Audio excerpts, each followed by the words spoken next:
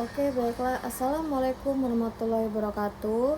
Perkenalkan, nama saya Anisya dengan NIM 8606933307. Jadi pada video kali ini saya akan menjelaskan pilar-pilar pendidikan Ki Hajar Dewantara dan relevansinya di era digital, khususnya untuk PAUD. Pilar dalam pendidikan anak usia dini artinya pondasi atau tiang penguat tumbuh kembang anak. Nah, sama sepertinya kalau kita bangun rumah itu kita perlu pondasi yang kuat ya untuk kokoh supaya tidak roboh. Nah, ini sama halnya dengan tumbuh kembang anak. Pada usia 5 sampai 6 tahun juga butuh pilar yang kuat.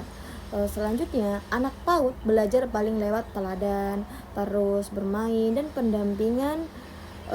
pendampingan bukan hanya ceramah saja. Karena itu, pilar Ki Hajar Dewantara sangat penting diterapkan di PAUD. Ki Hajar Dewantara memiliki 3 semboyan yang sangat cocok untuk PAUD. Yang pertama itu Ingarso Sung Tulodo, yang artinya itu guru di depan memberi teladan. Jadi kita sebagai guru itu harus memberikan teladan yang baik, contoh yang baik untuk anak. Terus yang kedua Imadia Mangun Kuarso, yang artinya guru di tengah memberi semangat saat anak bermain. Jadi ketika anak bermain itu kita memberikan apresiasi kepada mereka, kayak bagus kayak gitu, nah pinter, kita kasih tepuk tangan jadi supaya mereka itu semangat gitu. Nah ya, terus yang ketiga itu Tuturi Handayani, artinya guru di belakang mendampingi anak bereksplor dan tidak memaksa. Ya, artinya kita sebagai guru itu enggak memaksakan mereka untuk memilih, contoh kita main peran nih. Anak itu disuruh memilih sendiri. Jadi kalau dia memang pengen jadi polisi silahkan, kalau dia pengen jadi penjual juga silahkan. Bukan kita yang kamu ini aja deh. Nah, enggak seperti itu ya. Biarkan mereka sendiri bisa memilih sendiri ya. Terus di era digital sekarang, ketiga prinsip ini tetap relevan, tapi tantangannya juga besar gitu.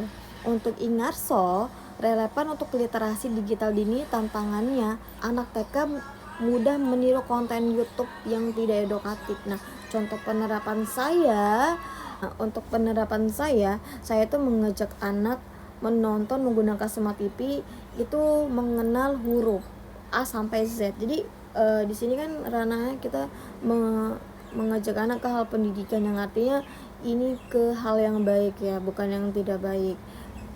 Termasuk edukatif lah ya.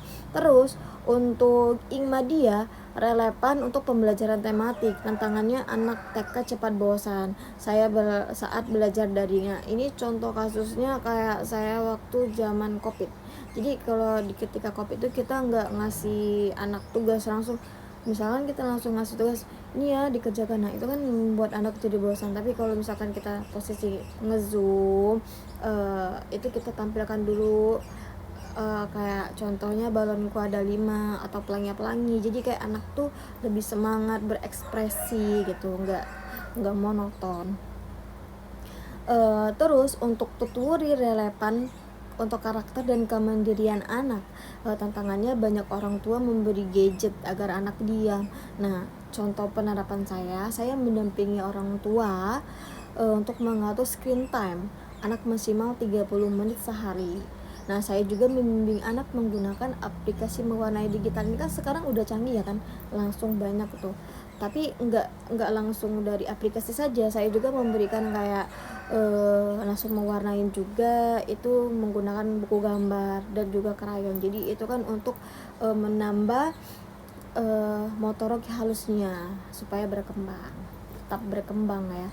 Terus refleksi saya, pilar Ki Hajar Dewantara bisa menjawab persoalan pendidikan PAUD saat ini dengan teladan, semangat bermain dan pendampingan anak TK bisa mengenal teknologi, tapi tetap tumbuh dengan karakter, kreativitas, dan motorik yang sehat.